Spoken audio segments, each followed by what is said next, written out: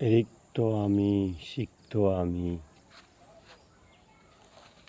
দেবার কিছু নেই, আছে শুধু ভালোবাসা, দিয়ে গেলাম তাই।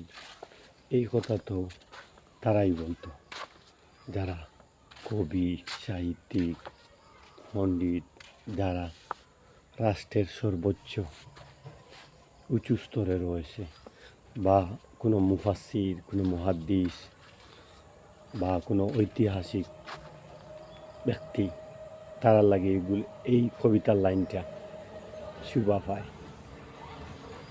যদি কোনো বিলাসবহুল কোনো ধনী থাকে, শিল্পপতি, যদি কোনো আবার বড় ধরনের কোনো ডাকাইতো থাকে, যেহেতু প্রতিটা ভালো জিনিসের লগে এক একটা নিষ্ফল আছেই।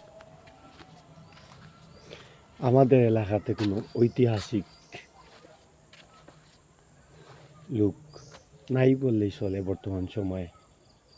আমি দোয়া করি আমরা এলাকার জন্য একজন বুজুর্গ, একজন আল্লাহওয়ালা, না হয় একজন বড় এসালমের মতো বড় শিল্পপতি, না হয় দাউদ ইব্রাহিমের মতো বড় ডাকাইত, না হয় বড় একজন পীর, বড় ব্যবসায়ী, নাহলে বড় একজন ফকি আল্লাহ যেন দান করেন।